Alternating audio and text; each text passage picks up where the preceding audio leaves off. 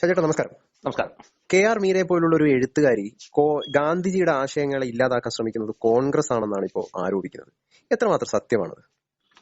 അല്ല, അതിനകത്ത് വരുന്നൊരു വിഷയം, KR മീര അത്തരമൊരു പ്രസ്താവന നടത്തിയത് ശരിക്ക് അവർ ഏത് കോൺടെക്സ്റ്റിലാണ് എന്ന് അവർ വിശദീകരിക്കേണ്ടതുണ്ട്. ഒന്ന്, അത്തരമൊരു പ്രസ്താവന നടത്താൻ മാത്രം കേരളത്തിന്റെ ഭൂപടത്തിൽ എന്ത് പ്രാധാന്യമാണ് ഉള്ളത് എന്നുള്ളതാണ് രണ്ടാമത്തെ വിഷയം. അപ്പൊ അതിൽ നമുക്ക് തിരിച്ചറിയാൻ പറ്റുന്ന മനസ്സിലാക്കാവുന്നതായിട്ടുള്ള ഒരു കാര്യം, ഈ കേരളത്തിലെ മുഖ്യമന്ത്രി ആണ് ഇതിനകത്ത് ഏറ്റവും ശക്തമായി ഈ കോൺഗ്രസും BJPയും ഒരുപോലെയാണ് എന്നുള്ള പ്രചരണം നടത്തുന്നത് പ്രധാനിയായിരിക്കുന്ന ഒരാളാരാൻ ചോദിച്ചത് കേരളത്തിലെ മുഖ്യമന്ത്രിയാണ്.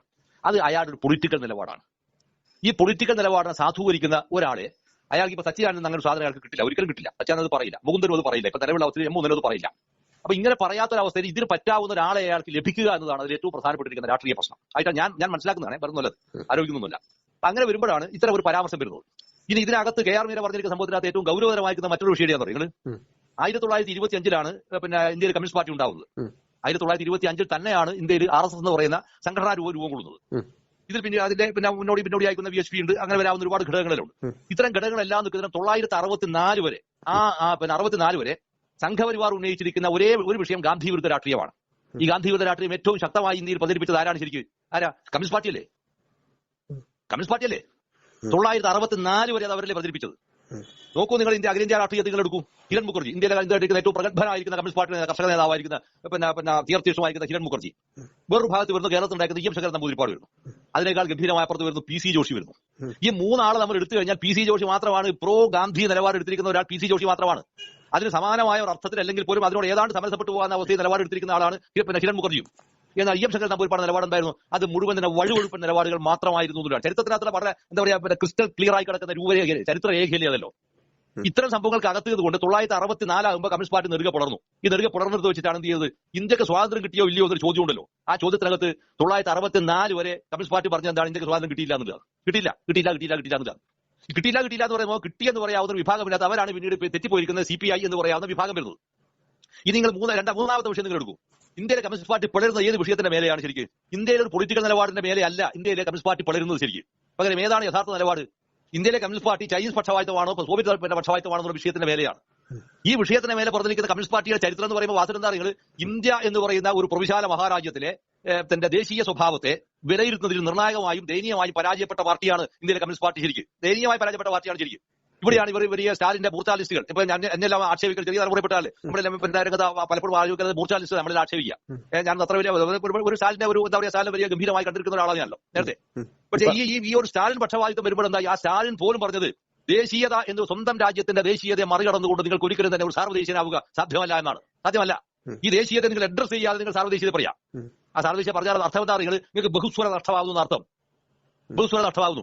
ഈ ബഹുസ്വര നഷ്ടമാകുന്ന ദേശീയത ഇന്ത്യ എന്ന് പറയുന്ന സംഭവത്തിന്റെ മേലെയാണ് ഉണ്ടായിരുന്നത്. ഇന്ത്യയിലെ കമ്മ്യൂണിസ്റ്റ് പാർട്ടി മൊത്തം കുളമായത് അവിടെയാണ്. ശരിക്കും ഇവിടെയും കമ്മ്യൂണിസ്റ്റ് പാർട്ടി ആരെയാണ് വെച്ചത്? സത്യത്തിൽ കമ്മ്യൂണിസ്റ്റ് പാർട്ടി വളരേണ്ടിയിരിക്കുന്ന ഏത് വിഷയത്തിന്റെ മേലെയാണ്? ഗാന്ധി എടുത്തിരിക്കുന്ന നിലപാടിന്റെ മേലെ നിങ്ങൾക്ക് അത് യോജിപ്പുണ്ടോ വിയോജിപ്പുണ്ടോ? ഇതാണ് വിഷയം. ഈ യോജിപ്പിന്റെയും വിയോജിപ്പിന്റെയും മേഖലകളെ കണ്ടെത്തുന്ന വിധത്തിലുള്ള പ്രത്യയശാസ്ത്രപരമായ വിഷയങ്ങൾ, സൈദ്ധാന്തികമായിരിക്കുന്ന വിഷയങ്ങൾ, ഇത്തരം വിഷയങ്ങളെ അഡ്രസ് ചെയ്യാതെ നിങ്ങൾ ചൈനയുടെ കമ്മ്യൂണിസ്റ്റ് പാർട്ടിയുടെ മേലിലാണ് ഈ സാറ് നേരെ നെടുകെ പുറന്നത്. ഈ പുറന്നതിന്റെ ഫലം എന്താണ്? നിങ്ങൾ നാലാമത് ഒരു വിഷയം നിങ്ങൾ എടുക്കും. ഈ ഗാന്ധി വധത്തിന് ശേഷം ഇപ്പോൾ ഇതെല്ലാം കഴിഞ്ഞു. ഇപ്പോൾ CPM പറയുന്നത് ഗാന്ധി ഗംഭീരായിരുന്നു. ഇന്ത്യയിലെ CPMന്റെ ഏതെങ്കിലും ഒരു ആഫീസിനകത്ത് ഗാന്ധിയുടെ ഫോട്ടോ വെച്ചിട്ടുണ്ടാ? ഏതെങ്കിലും ഒരു പാർട്ടി അത് ഗാന്ധിയുടെ ഫോട്ടോ വെച്ചിട്ടുണ്ടാ? അപ്പൊ ഇവർ പറയുന്ന സാധനം എന്താണ്? ഇവർ പറയുന്ന സാധനം അങ്ങേയറ്റം കാപട്യമാണ്, അങ്ങേയറ്റം കള്ളത്തരമാണ് പറയുന്നത്. ഇപ്പൊ ഇന്ത്യയിൽ ഗാന്ധി എന്ന് പറയുന്ന ഒരു വലിയ പ്രതിഭാസത്തെ ആ ഫിനോമിനൻ നമ്മൾ അഡ്രസ് ചെയ്യേണ്ടത് എങ്ങനെയാണ്? ശരിക്കും ഗാന്ധി ഇന്ത്യയെ ശരിക്കും തിരിച്ചറിഞ്ഞിരിക്കുന്ന ഒരാളായിരുന്നു എന്ന് തന്നെയാണ് നമ്മൾ തിരിച്ചറിയേണ്ടത്. ഗാന്ധി ഇന്ത്യയെ മനസ്സിലാക്കിയതുപോലെ ഇന്ത്യയെ അടിസ്ഥാന ജനവിഭാഗത്തിന്റെ വിഷയങ്ങൾ അഡ്രസ് ചെയ്യാൻ. ഇപ്പൊ ഞാനിപ്പോ ഇതിനകത്ത് വിവാദമായേക്കാൻ സാധ്യതയുള്ളൂ അല്ലെങ്കിൽ വിവാദമാക്കരുത് എന്ന അഭ്യർത്ഥന കൂടി ഞാൻ പറയാം. ദളിത് ആദിവാസി പിന്നോക്ക ജനവിഭാഗത്തിന്റെ വിഷയത്തിൽ നമ്മൾ ഏറ്റവും കൂടുതൽ ചർച്ച ചെയ്യുന്ന എവിടെയാണ്? അംബേദ്കറിലെ നമ്മൾ ചർച്ച ചെയ്യുന്നത്. കേരളത്തിൽ അംബേദ്കർ ചർച്ചയ്ക്ക് വന്ന എപ്പോഴാണ് സാർ? എപ്പോഴാണ് മിസ്റ്റർ ഗൗതം? കേരളത്തിൽ അംബേദ്കർ ചർച്ചയ്ക്ക് വന്ന ഈ റീസെന്റ് ഭരണഘടനയ്ക്ക് ശേഷമാണ് നമ്മൾ കേരളത്തിൽ അംബേദ്കർ ചർച്ചയ്ക്ക് വന്നത്. പിന്നീട് ഇപ്പോഴാണ് ചർച്ച വരുന്നത്. അല്ലേ? സത്യമല്ലേ? ഇതിന് മുൻപേ തന്നെ കേരളത്തിലെ ഗ്രാമാന്തരങ്ങളിൽ ഐക്യത്തിനെതിരായി സമരം നടത്തിയതാരാണ്? ഒരു അംബേദ്കറിസ്റ്റും അല്ല, ഗാന്ധിയാണ്. ഗാന്ധിയുടേതാണ് വൈക്കം സത്യാഗ്രഹം, ഗാന്ധിയുടേതാണ് ഗുരുവായൂർ സത്യാഗ്രഹം. ലൈത്തോചാരണ മൂവ്മെന്റ് എന്ന് പറഞ്ഞ മൂവ്മെന്റ് തന്നെ കൊണ്ടുവരുന്നത് ഗാന്ധിയല്ലേ? അല്ലേ? നമ്മൾ ആരെങ്കിലും ചരിത്രത്തിനകത്ത് അംബേദ്കർ കേട്ടിട്ടുണ്ട്? നമ്മൾ കേട്ടിട്ടില്ലല്ലോ. ശരി അല്ല ഷാജേട്ടാ, പക്ഷെ ഇവിടെ ഒരു പ്രശ്നം എന്താണെന്ന് വെച്ച് കഴിഞ്ഞാൽ ഇപ്പൊ കോൺഗ്രസ്സുകാർ പോലും ഗാന്ധിയുടെ മുൻപോട്ട് വെച്ച രാമരാജ്യത്തെ പിന്തള്ളുന്നു. ഗാന്ധി മുമ്പോട്ട് വെച്ച പല വിഷയങ്ങളെയും അവർ ഉയർത്തി കാണിക്കാൻ വേണ്ടിയിട്ട് ശ്രമിക്കുന്നില്ല. കാരണം ഗാന്ധിയെ ഉയർത്തിക്കഴിഞ്ഞാൽ സംഖ്യയായി പോകുമോ എന്ന ഭയമുണ്ടോ ഇപ്പൊ ആളുകൾക്ക്? അല്ല അത് അങ്ങനെയല്ല. അതിനകത്ത് വരുന്ന വലിയ ട്വിസ്റ്റ് ഉണ്ട്. പിന്നെ ഗൗതം, അതിനകത്തൊരു വിഷയം എന്ന് പറഞ്ഞാൽ ഇന്ത്യയിൽ ഏറ്റവും കൂടുതൽ സെക്യുലർ, അതായത് നമ്മൾ പറഞ്ഞെടുത്താൽ നേരത്തെ നമ്മൾ ടൈപ്പ് ചെയ്തു, സെക്യുലർ എന്ന് പറയുന്ന സംഭവത്തെ ഏറ്റവും അഡ്രസ് ചെയ്താരാണ്? മതം വേണ്ടെന്ന്. സെക്യുലർ എന്ന് പറയുന്ന അർത്ഥം വേണമെന്നല്ല, മതം വേണ്ട, അത് വേണ്ടെന്നില്ല, അതങ്ങ് ഒഴിവാക്കിയെന്നില്ല. പക്ഷേ ഗാന്ധി പറയുന്നത് എവിടെയാണ്? ഞാൻ ഹിന്ദുവാണ്, അതിൽ അഭിമാനം കൊള്ളുന്നു പറഞ്ഞാലാണ് ഗാന്ധി, അല്ലേ? സർവ്വമത സമഭാവനയാണ് ഗാന്ധിയൻ മൂല്യം. സർവ്വമത സമഭാവനയാണ്. ഈ സർവ്വമത സമഭാവനക്ക് എന്തുണ്ട്? ഹിന്ദു പെടും, മുസ്ലിം പെടും, ക്രിസ്ത്യാനിയും പെടും, പാർസിയും പെടും, സർവ്വതും പെടും. ഈ പെടുന്ന സംഭവത്തെ പിന്നെ കോൺഗ്രസിനെ എതിർക്കുന്നു എന്ന് പറയുന്നത് അതി പറയുന്നത് ഈ മുഖ്യമന്ത്രി എന്ന് പറയുന്ന ഒരു ചരിത്രബോധമോ വിവരമോ ഇല്ലാത്ത ഒരാൾ നിരന്തരമായി നടത്തുന്ന അയാളുടെ വ്യക്തിപരമായ രാഷ്ട്രീയ താല്പര്യം നടപ്പിലാക്കാൻ സംഘടനയെ ക്രമീകരിക്കുന്നതിന്റെ ഭാഗമായി നടത്തുന്ന ദുഷ്പ്രചരണത്തിന്റെ, നുണപ്രചരണത്തിന്റെ ഭാഗമായി വരുന്ന ഒരു സംഭവത്തെ തീർച്ചയായും ഒരു ചരിത്രബന്ധവുമില്ലാത്ത ഒരു സന്ദർഭത്തിൽ പിന്നെ KR മീര ഏറ്റെടുത്തു എന്ന് വേണമെങ്കിൽ ആക്ഷേപിക്കുകയോ ആരോപിക്കുകയോ ചെയ്യാവുന്നതാണെന്നാണ് എനിക്ക് തോന്നുന്നത് കേട്ടോ. അങ്ങനെയാണെന്ന് എനിക്ക് തോന്നുന്നു ശരിക്കും. അതല്ലാതെ അങ്ങനെ പറയേണ്ടുന്ന ഒരു ചരിത്ര സന്ദർഭവും ഇപ്പോൾ ഈ കേരളത്തിന്റെ പശ്ചാത്തലത്തിൽ ഇല്ല. ഇത് പരോക്ഷമായി ആരോപിക്കാന്ന് അയാൾ നടത്തുന്ന ഈ ചരിത്ര വിരുദ്ധമായ ഒരു പ്രസ്താവനയെ പിന്നെ ന്യായീകരിക്കാനാണ്. ഈ ന്യായീകരണം എന്തിന്റെ ഭാഗവും കൂടിയാണ് ശരിക്കും. ജമാഅത്തെ ഇസ്ലാമി, SDPI, പിന്നെ ലീഗ് ചേർന്ന് ഇടതുപക്ഷത്തെ ദുർബലപ്പെടുത്തുന്നതാണ്. എന്നിട്ട് അയാൾ അതിന് തൊട്ട് പുറകെ പറയുന്ന ഒരു സാധനമുണ്ട്, കോൺഗ്രസ് മെലിഞ്ഞു, ഇയാൾ ഭയങ്കരമായിട്ട് തടിക്കല്ലേ, ഇയാൾ പാർട്ടി ഭയങ്കരമായിട്ട് തടിച്ചല്ലോ, അല്ലേ? സത്യത്തിൽ എന്താണ് ഇവിടെയും വരുന്ന ഒരു വിഷയം എവിടെയാണ് കിടക്കുന്നത്? രാഷ്ട്രീയത്തിൽ ഒരു വക പറയാൻ കഴിയാത്ത വിധം നിസ്സഹായമായി തീരുമ്പോൾ അങ്ങനെ വരുന്ന ചിത്രം. കോൺഗ്രസ്സുകാർക്ക് പലപ്പോഴും പലപ്പോഴും പല വിഷയങ്ങളെയും വേണ്ട രീതിയിൽ പരിഗണിക്കാറില്ല. ഈ വിഷയത്തിനെ കൂടി ഇവർ ക്വസ്റ്റ്യൻ ചോദിക്കേണ്ടത് ആരോടാണ്? ശരി, കോൺഗ്രസ്സുകാർ ചോദിക്കേണ്ട ചോദ്യമുണ്ട്. ദീപകനാഭനോട് ചോദിക്കണം. ദീപകനാഭൻ കൃത്യമായ മറുപടി പറയൂലേ? ഇനി കേരളത്തിനകത്ത് KR മീര പറയുന്നത് ഏറ്റവും ഗൗരവമായിരിക്കുന്ന വിഷയം ഏതാണ്? പാലക്കാട് ബ്രൂവറിയുടെ വിഷയത്തിനകത്ത് KR മീര അഭിപ്രായം പറഞ്ഞു. അഭിപ്രായം പറയണമെന്ന അഭിപ്രായം എനിക്കില്ല, ഒന്നുമില്ല, അങ്ങനെ പറയുന്നത് ശരിയല്ല. പക്ഷേ ഒരു സാഹിത്യകാരി എന്ന നിലയിൽ ഇത്തരത്തിലുള്ള വിഷയങ്ങളെ, സാമൂഹ്യ പ്രശ്നങ്ങളെ അഡ്രസ് ചെയ്യുന്നുണ്ടെങ്കിൽ സ്വാഭാവികമായി പാലക്കാട് ബ്രൂവറിയുടെ വിഷയത്തെ അവർ അഡ്രസ് ചെയ്യണം എന്നല്ല പറഞ്ഞത്, ചെയ്യേണ്ടതുണ്ട്. അങ്ങനെ ചെയ്യുമ്പോൾ ബ്രാൻഡിയാണോ വെള്ളമാണോ കുടിവെള്ളമാണോ പരമപ്രധാനമെന്ന ചോദ്യത്തിനും ഈ KR മീര മറുപടി പറയണ്ടേ? ഇവിടെ ബ്രാൻഡിയാണ് ഏറ്റവും പ്രധാനം എന്നല്ലേ കേരളത്തിലെ മുഖ്യമന്ത്രി പറയുന്നത്, പാർട്ടിയും പറയുന്നത്, അല്ലേ? അപ്പൊ ഇങ്ങനെ വരുന്ന ഒരു ചിത്രത്തിനകത്ത് നിന്ന് വേണം നമ്മൾ ഈ ഗാന്ധി എന്ന് പറയുന്ന വിഷയത്തെ കാണുന്നതെന്നാണ് എന്റെ ഒരു എനിക്ക് പലപ്പോഴും അങ്ങനെയാണ് തോന്നിയത്. അതുകൊണ്ട് ഇത് മുഴുവൻ തന്നെ എന്താന്ന് പറഞ്ഞാൽ എന്താ പറയുക, അടിസ്ഥാനപരമായി ഭിന്നിപ്പുണ്ടാക്കുക എന്നുള്ളതാണ്. ഇനി ഇതിനേക്കാൾ പ്രധാനമായിരിക്കുന്ന വേറൊരു വിഷയം നിങ്ങൾ എടുത്തോ. ഗാന്ധിയന്മാരാണോ? കോൺഗ്രസ് ഗാന്ധിയന്മാരാണ്. കോൺഗ്രസ് പല ഘട്ടങ്ങളിൽ പോലും ഗാന്ധിയൻ രീതിയിലേക്ക് അവർക്ക് പറ്റില്ല. അത് പറയാനാണ് ഞാൻ വരുന്നത്. 1957 അഭിയുക്ത കമ്മ്യൂണിസ്റ്റ് പാർട്ടിയുടെ നേതൃത്വത്തിൽ കമ്മ്യൂണിസ്റ്റ് പാർട്ടിയുടെ മന്ത്രിസഭ അധികാരത്തിൽ വന്നു. ഈ അധികാരത്തിൽ വന്നിരിക്കുന്ന കമ്മ്യൂണിസ്റ്റ് പാർട്ടിയുടെ നേതാക്കന്മാർക്ക് മുഴുവൻ ഉണ്ടായിരിക്കുന്ന ലാളിത്യമുണ്ട്.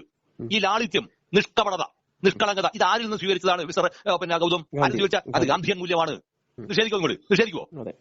ഗാന്ധിയൻ മൂല്യമാണ്. ഈ ഗാന്ധിയൻ മൂല്യം കൈയൊഴിഞ്ഞ് ഇപ്പോഴത്തെ കാട്ടാസ് മുഖ്യമന്ത്രിയിലേക്ക് സമ്മതി എന്തായി തീർന്നു? സാധനം അങ്ങനെ സംഭവമേ ഇല്ലാതായി തീർന്നു. 500 പോലീസ് വാഹനത്തിൽ അകമ്പടി ഇല്ലായെങ്കിൽ അയാൾക്ക് സ്വന്തം പാർട്ടിയുടെ ജില്ലാ സമ്മേളനത്തിൽ അകത്ത് പോലും പ്രസംഗിക്കാൻ കഴിയില്ലാത്ത ഒരു അവസ്ഥ അയാൾ തന്നെ നിർമ്മിക്കുകയാണ് ചെയ്തത് വാസ്തവത്തിൽ, അല്ലേ? ഇവിടെയാണ് ആ ഗാന്ധിയൻ മൂല്യത്തെ നിർദാക്ഷിണ്യം എന്താ പറയാ നിർമ്മാർജ്ജനം ചെയ്യുന്നതിൽ പരിതപ്പെടുത്തുന്ന ആരാണ് വാസ്തവത്തിൽ? പാരമ്പര്യമായി കൊണ്ടുവന്നിരിക്കുന്ന കോൺഗ്രസ്സുകാരില്ല, അതിനേക്കാൾ പ്രധാനമായി കൊണ്ടുവരുന്ന കമ്മ്യൂണിസ്റ്റ് പാർട്ടിയുടെ മൂല്യബോധത്തെ നിർണ്ണയിച്ചിരിക്കുന്ന ഒരു ഗാന്ധിയൻ മൂല്യമുണ്ട്. ആ മൂല്യത്തെ ഇല്ലാതാക്കിയത് കേരളത്തിൽ, പ്രത്യേകിച്ച് ഇന്ത്യയിൽ, പ്രത്യേകിച്ച് കേരളത്തിനകത്ത് communist party of India Marxist CPM ആണ്. വസ്തുതാപരമായ യഥാർത്ഥത്തിൽ വെറുക്കുന്നത് കമ്മ്യൂണിസ്റ്റുകാരാണ്. വെറുക്കുന്നത് ഇല്ലാതാക്കാൻ. അതുകൊണ്ടാണ് ഞാൻ പറഞ്ഞത് ഗാന്ധിയെ പണ്ട് 64 വരെ കൊല ചെയ്തത്. ഗാന്ധിയെ കൊല ചെയ്തു. അതുകൊണ്ട് ആ കൊലയുടെ വിഷയമല്ലേ പറഞ്ഞത്. ആ വിഷയത്തിന് ശേഷം വന്നിരിക്കുന്ന കൊലക്ക് നിരന്തരമായി ഗാന്ധിയെ കൊല ചെയ്യുന്നവരാണ് കമ്മ്യൂണിസ്റ്റ് പാർട്ടിയാണ്. Communist party of India Marxist ആണ്. 1964 മുതലും communist party of India Marxist ആണ്. അതുവരെ കമ്മ്യൂണിസ്റ്റ് പാർട്ടിയാണ്. അപ്പൊ ഗാന്ധിയെ ഇല്ലാതാക്കി തീർക്കുന്നതിൽ നിർണായകമായ പങ്കുവച്ചത് മറുഭാഗത്ത് വരാവുന്ന VHPയുടെ ഹിന്ദു മഹാസഭ മാത്രമല്ല. ഹിന്ദു മഹാസഭയ്ക്ക് വരുന്നത്, ഹിന്ദു മഹാസഭ ആദ്യമേ ഗാന്ധിയൻ പൊളിറ്റിക്സിനെതിരാണ്. പക്ഷേ ഗാന്ധിയൻ പൊളിറ്റിക്സിനെതിരായപ്പോഴും അവർ ഒരു കളർ കാണിച്ചപ്പോഴാണ് ശരിക്കും ഞങ്ങൾ ഗാന്ധിയൻ പൊളിറ്റിക്സിന്റെ കൂടെയാണെന്ന് പറഞ്ഞപ്പോൾ ഗാന്ധിയൻ സൂര്യത്തിന്റെ ഭാഗമാണെന്ന് പറഞ്ഞാൽ AB വാജ്പേയി ഇന്ത്യൻ അധികാരത്തിൽ വന്നിരിക്കുന്ന ഘട്ടത്തിലാണ്. അന്ന് വാജ്പേയി അധികാരത്തിൽ വന്നപ്പോൾ VHPയുടെ ഹിന്ദു മഹാസഭ എന്നൊരു സ്റ്റേറ്റ്മെന്റ് കൊടുത്തു. ഹിന്ദു മഹാസഭ കൊടുത്ത സ്റ്റേറ്റ്മെന്റ് പറഞ്ഞാൽ ഞങ്ങൾ ഗാന്ധിയൻ സൂര്യത്തിന്റെ ആൾക്കാർ. കളവാണ്, ശുദ്ധ കളവാണ്. ഇപ്പം അവര് മീററ്റിലെ ഹിന്ദു മഹാസഭ പറഞ്ഞത് ഗാന്ധി ആശയങ്ങളെയും ഗാന്ധിയനെ മുഴുവൻ ഇല്ലാതാക്കണം എന്നാണല്ലോ. അതിപ്പോ ഇല്ലാതാക്കണം എന്ന് പറയും. കാരണം ഇപ്പോൾ സെൻട്രലൈസ്ഡ് പവറിലേക്ക് അവർ വന്നിരിക്കുന്നു. അല്ല, പക്ഷെ നമുക്ക് അതില് നമ്മുടെ പ്രധാനമന്ത്രിയായിട്ടുള്ള നരേന്ദ്രമോദി, ഗാന്ധിയെ ഏറ്റവും കൂടുതൽ നിലവിൽ ഇന്ത്യയിൽ സ്നേഹിക്കുന്ന ഒരാൾ പ്രധാനമന്ത്രി നരേന്ദ്രമോദിയാണ്. എവിടെ പോയാലും ഗാന്ധിയെ കുറിച്ച് അദ്ദേഹം അനുസ്മരിക്കും. ഗാന്ധിക്ക് വേണ്ടിയിട്ട് ഗാന്ധിയെ, ഈ സ്വച്ഛ് ഭാരത് അടക്കമുള്ള പദ്ധതികൾ ഗാന്ധിയുടെ ആശയങ്ങളാണ്. അപ്പം ഗാന്ധി ഇല്ലാതെ ഇന്ത്യ ഇല്ല എന്ന് പല ഘട്ടങ്ങളിൽ നരേന്ദ്രമോദി പറഞ്ഞിട്ടുണ്ട്. അത് പറയേണ്ടി വരുന്നത് അവിടുത്തെ ഗാന്ധിയുടെ മൂല്യം കിടക്കുന്നത്. അവിടെ ഇവർ പറയുന്ന സംഭവത്തിലല്ല ഗാന്ധി കിടക്കുന്നത്. ഗാന്ധിക്ക് അതിന് അതീതമായിരിക്കുന്ന വലിയ മൂല്യമുണ്ട്. ആ മൂല്യത്തെ തിരിച്ചറിഞ്ഞില്ല എങ്കിൽ ഗാന്ധിയുടെ മൂല്യം എന്താണ്? ഗാന്ധിയുടെ മൂല്യം എന്ന് പറയുന്നത് ഏറ്റവും പ്രധാനപ്പെട്ട നിഷ്കളങ്കതയാണ്. ഒരു സാധനവും ഗാന്ധി വിട്ടുപിടിക്കാൻ പോകുന്നില്ല. ഏറ്റവും പ്രധാനം ഗാന്ധി ഒരു സാധനം വിട്ടുപിടിക്കുക. ഗാന്ധി ഒരു സംഭവത്തിന് സമ്മർദ്ദം ചെലുത്തുന്നില്ല. അതുകൊണ്ടാണ് ഗാന്ധി എന്ത് ചെയ്തത്? ഗാന്ധി സത്യാഗ്രഹം എന്ന സംഭവം എന്താണ്? അവനവൻ ബലികൊടുത്തുകൊണ്ട് നടത്തുന്ന ഏറ്റവും വലിയ ജനാധിപത്യപരമായ സമരമാണത്. ഏറ്റവും വലിയ ജനാധിപത്യപരമായ സമരമാണ്. കാരണം അവനവനെ പീഡിപ്പിക്കുകയാണെന്ന് വേണമെങ്കിൽ മറ്റു രീതിയിൽ ആക്ഷേപിക്കാം. പക്ഷേ അവനവൻ ബലി കൊടുത്തുകൊണ്ട് നടന്നത് അതാണ് ഏറ്റവും വലിയ മാർട്ടിയറിലേക്ക് ഉണ്ടാകുന്ന യാത്രയാണത്. ഇത്തരമൊരു യാത്ര നടത്താൻ മാത്രം ഉണ്ടായിരിക്കുന്ന സഹിഷ്ണുത കാണിക്കുമ്പോഴാണ് ഗാന്ധി എന്തായിത്തീരുന്നത്? സർവ്വമത സമഭാവന എന്ന് പറയുന്ന അവസ്ഥയിലേക്ക് ഗാന്ധി എത്തുന്നത്. അതുകൊണ്ടാണ് ഗാന്ധി എന്താണ് ഗാന്ധി ലോകാരാധ്യനാവുന്നത്. ശരിക്കും ലോകാരാധ്യം എന്ന് പറഞ്ഞാൽ ലോകത്തിന് സ്വീകാര്യനായി തീരുന്നത് ഗാന്ധി അതുകൊണ്ടാണ് ശരിക്കും. ഇങ്ങനെ സ്വീകാര്യമായി തീരുന്നവരുടെ പട്ടികയിലേക്ക് എത്തിപ്പെടാൻ ശ്രമം നടത്തിയവരാണ് ആഗോളതലത്തിൽ സർവ്വദേശ തലത്തിൽ കമ്മ്യൂണിസ്റ്റ് പാർട്ടിക്കാർ. പക്ഷേ ഒരു ലോകം മുഴുവൻ ചെയ്ത പണിയെന്താണ് ഇപ്പൊ നമുക്ക് അറിയാമല്ലോ ശരിക്കും. അപ്പൊ അതുകൊണ്ട് തന്നെ ആ വിഷയത്തിന്റെ ഇവർ ഈ AR വിജയെ പോലുള്ള അടുത്തിടത്തുണ്ടാക്കുന്ന അഭിപ്രായങ്ങൾ പറയുന്നത് എന്തായാലും ഒരു ചരിത്രപരമായ സന്ദർഭത്തിന്റെ ഭാഗമായി അതിനെ വിലയിരുത്തുക സാധ്യമല്ല. ഇത് ഇവിടെ നോക്കിയാൽ മതി. EM ശങ്കരൻ നമ്പൂതിരിപ്പാട് പല ഘട്ടങ്ങളിലായി ഗാന്ധിക്കെതിരെ അയാൾ ഗാന്ധിയെ ഒരു ഘട്ടത്തിൽ പോലും ഗാന്ധിയെ ഗംഭീരമായി ബഹുമാനിക്കുകയോ ഗാന്ധി എന്താണെന്ന് പഠിപ്പിച്ചു കൊടുക്കുകയോ ഒരാളല്ല. ഹിന്ദു മഹാസഭ കോൺഗ്രസിന്റെ ബി ടീമാണെന്ന് ആരോപിക്കുന്നവരുമുണ്ട്. കാരണം ഈ ഗാന്ധി വധത്തിന് പിന്നിൽ കോൺഗ്രസ് ആണ്, അല്ലെങ്കിൽ അതിനു മുമ്പ് അദ്ദേഹത്തിന് നേരെ നടന്ന വധശ്രമങ്ങളെയൊന്നും വേണ്ട രീതിയിലുള്ള ശ്രദ്ധിച്ചിരുന്നില്ല നെഹ്റു അടക്കമുള്ള അന്നത്തെ സർക്കാരുകൾ തുടങ്ങിയ ആരോപണങ്ങളൊക്കെ ഉണ്ട്. അല്ല, അതല്ല ഈ സംഭവങ്ങൾ. അത് ഒന്നാമത് കോൺഗ്രസ് എന്ന് പറയുന്ന ഒരു ബഹുവർഗ പാർട്ടിയാണ്. തീർത്തും ഗാന്ധിയുടെ മോഡ് ഓഫ് ഓപ്പറാൻഡി എന്താണ്? ഗാന്ധി എല്ലാവിധ നമ്മൾ പറയുമ്പോൾ ഗാന്ധി എല്ലാവിധ ഇൻഡസ്ട്രിയലൈസേഷനും എതിരാണ്. വാസ്തവത്തിൽ ഗാന്ധി എല്ലാവിധ ഇൻഡസ്ട്രിയലൈസേഷനും എതിരാണ്. അവിടെ ഗാന്ധിയുടെ ഏറ്റവും വലിയ സങ്കല്പം എന്താണ്? സ്മോൾ ഈസ് ബ്യൂട്ടിഫുൾ എന്നുള്ളതാണ്. ചെറുതാണ് സുന്ദരം. മിനിമലിസത്തിന്റെ ആളാണ് ഗാന്ധി. അതെ, അങ്ങനെ ചെറുതാണ് സുന്ദരം എന്ന് പറയുന്ന ഒരു അവസ്ഥയിലേക്ക് എത്തുക എന്ന് പറഞ്ഞാൽ നിങ്ങൾ ഈ കുടിച്ച് സാധനം പ്രകൃതിക്ക് ആവശ്യമുള്ള സാധനമാണ്. എല്ലാം നാളെ നിങ്ങൾക്ക് കുടിച്ചെടുത്ത സാധനം നിങ്ങൾക്ക് നാളെ ഡെപ്പോസിറ്റ് ചെയ്യാൻ കഴിയില്ലല്ലോ. അപ്പൊ ഈ മിനറൽസ് മുഴുവൻ തന്നെ നിങ്ങൾ എടുത്തുകൊണ്ട് പോകുക എന്ന് പറഞ്ഞാൽ അർത്ഥം നാളെ വരുന്ന കുട്ടിക്ക് നിങ്ങൾ എന്ത് കൊടുക്കുന്നു എന്ന വളരെ മാനുഷികമായ ചോദ്യമുണ്ടത്. അത് കാരുണ്യപരമായ ചോദ്യമാണത്. എന്നാൽ മുതലാളിത്ത ഉത്പാദനത്തിന്റെ ഈ പറയുന്ന ഇൻഡസ്ട്രിയൽ റവല്യൂഷൻ നടന്നതിന് ശേഷം എന്താ പറയുക? സർവ്വതും കുടിച്ചെടുക്കുക എന്നുള്ളതാണ്. അത് എടുത്തെടുത്ത് എടുപ്പിന്റെ ഏറ്റവും ലോകത്തിലെ രണ്ട് പ്രധാനപ്പെട്ട കക്ഷികളാണ്. ഒന്ന് ആദ്യം പ്രാഥമികമായി നിൽക്കുന്ന ചൈനയാണ്, മറ്റൊന്ന് വരുന്നു ഫോസിൽ ഇന്ധനത്തിന്റെ ഭാഗമായി വരുന്ന അമേരിക്കയും വരുന്നു. ഈ രണ്ട് രാജ്യങ്ങൾ തമ്മിൽ കുടിച്ചെടുത്ത് ഇവർ എടുക്കുന്ന സമയത്ത് അവിടെയുള്ള തൊഴിലാളിക്ക് ഇവർ കൊടുക്കുന്ന കൂലി എത്രയാണ്? ഇതാണ് ചോദ്യം. ചൈന എന്ന് പറയുന്ന രാജ്യം എന്താണ്? മാവോന്റെ ചൈനയാണ് ശരിക്കും. ഞാൻ വളരെ വികാരപരമായി പറഞ്ഞിരിക്കുന്ന മാവോന്റെ ചൈന, സാംസ്കാരിക വിപ്ലവം. ഈ മാവോന്റെ ചൈനക്കകത്തെ തൊഴിലാളിക്കാണ് ഏറ്റവും ചീപ്പസ്റ്റ് ലേബർ കോസ്റ്റുള്ള സാലറി എന്ന് വെച്ചാൽ അത് ചൈനയാണ് ശരിക്കും. ഏറ്റവും അങ്ങേയറ്റം ഏറ്റവും തൊഴിലാളി വിരുദ്ധമായ നിയമങ്ങളുള്ള നയങ്ങളുള്ള പ്രയോഗിക്കുന്ന രാജ്യം ഏതാണ്? ചൈനയാണ് ശരിക്കും. ഇത്തരം ഒരു അവസ്ഥയിലേക്ക് ആകുമ്പോൾ തൊഴിലെന്ന് പറയുന്ന സംഭവത്തിന്റെ അധ്വാനത്തെ നിങ്ങൾ ചൂഷണം ചെയ്യുകയാണ് ചെയ്യുന്നത്. ഇങ്ങനെ ചൂഷണം ചെയ്യുന്ന അവസ്ഥ ഉണ്ടാകുമ്പോഴാണ് ഗാന്ധി പറഞ്ഞിരിക്കുന്നത് ഇത് മുഴുവൻ തന്നെ എന്താണ്? നാളെ ഈ ചൈന വാസൽ എന്തായിട്ട് ആ ചൈന എന്ന് പറഞ്ഞ രാജ്യം എന്തായിത്തീരും നമുക്ക് ആർക്കെങ്കിലും എന്തെങ്കിലും കൺസെപ്റ്റ് ഉണ്ടാ? ലോകം മുഴുവൻ തന്നെ ഉത്പാദിപ്പിച്ച് കീഴ്പ്പെടുത്താനുള്ള വ്യഗ്രമായ എന്താ പറയാ അന്ധമായ യാത്രയിലാണ് അവർ ശരിക്കും. ഈ അന്ധമായ യാത്ര നടത്തുമ്പോൾ ഇവർക്ക് എത്ര കാലം ഇത് കൊണ്ടുപോകാൻ കഴിയും? ശരിക്കും കഴിയില്ല എന്നുള്ളതാണ്. കാരണം നമ്മുടെ പ്രകൃതി വിഭവങ്ങൾ ലിമിറ്റഡ് ആണെന്നുള്ളതാണ്.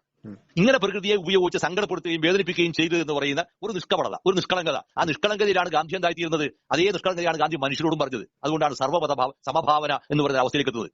നെഹ്റു അതിനേക്കാൾ കുറെ കൂടി വേറൊരു റേഞ്ചിലേക്ക് നെഹ്റു മാറുമ്പോൾ നെഹ്റു എന്തായിത്തീരാണ് റിലീജൻ എന്ന സംഭവം ചർച്ച ചെയ്യപ്പെടേണ്ട സംഭവം അങ്ങനെ സാധനം ഇല്ല എന്ന് പറയുന്ന അവസ്ഥ വരുന്ന അയാൾ ഇല്ല, അതൊരു സാധനം ഇല്ല എന്ന് പറയുന്നു. കാരണം മൂപ്പര് കുറെ കൂടി എത്തിച്ചായിരിക്കും ഒരു അവസ്ഥയിലേക്ക് മാറുന്നതാണ്. ഇങ്ങനെ വരുന്ന ചിത്രത്തിനകത്തെല്ലാമാണ് ഗാന്ധിയെ ഇല്ലാതാക്കാൻ ശ്രമിച്ചുകൊണ്ടേയിരുന്നത് കമ്മ്യൂണിസ്റ്റ് പാർട്ടിയാണ്. ഗാന്ധി ഇല്ലാതാക്കാൻ ശ്രമിക്കുന്നത് കമ്മ്യൂണിസ്റ്റ് പാർട്ടി. അതുകൊണ്ടാണ് ഞാൻ പറയുന്നത് സാധ്യം ഈ ഇപ്പൊ പറഞ്ഞിരിക്കുന്ന KR മീര എന്ന് പറയുന്ന ഈ പ്രമുഖ നോവലിസ്റ്റ് ഹിന്ദു ഈ ഹിന്ദു വാസ്തവത്തിൽ ഗോഡ്സെയുടെ ഹിന്ദുവിന്റെ കൂടെയാണോ അല്ല ഗാന്ധിയുടെ ഹിന്ദുവിന്റെ കൂടെയാണോ KR മീര പബ്ലിക്കോട് പരസ്യമായി പറയണത്?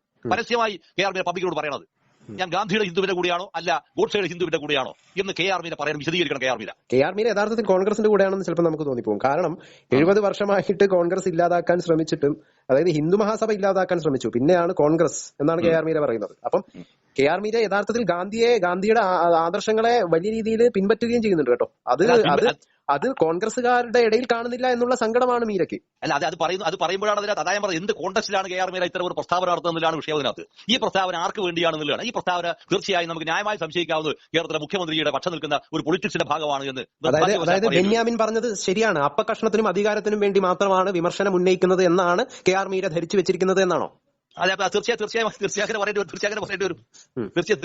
വരും. കാരണം ഇത് ഒന്ന് അത്തരം ഒരു ചരിത്ര സന്ദർഭം ഇല്ലാതെയാണ് KR മീര ഇത്തരം ഒരു പ്രസ്താവന. ഈ പ്രസ്താവനയുടെ പിറകിൽ വളരെ കൃത്യമായിരിക്കുന്ന പൊളിറ്റിക്കൽ ഇന്റൻഷൻ ഉണ്ട് സാധനം. ആ പൊളിറ്റിക്കൽ ഇന്റൻഷൻ എന്ന് പറയുന്നത് പലപ്പോഴും എന്താകും അതൊരു മോട്ടീവിന്റെ ഭാഗമാവാം ആണെന്ന് ഞാൻ ഒരിക്കലും പറയുന്നില്ല. ആവാമെന്ന് ആരെങ്കിലും ഒരു ആരോപണമോ ഒരു ആക്ഷേപമോ ഉന്നയിച്ചു കഴിഞ്ഞാൽ ആ ആക്ഷേപത്തെയും ആരോപണത്തെയും ലളിതമായി തള്ളിക്കളയുക സാധ്യമല്ല. ശരി, സംസാരിച്ചതിന് വളരെയധികം നന്ദി ഷാജി സർ.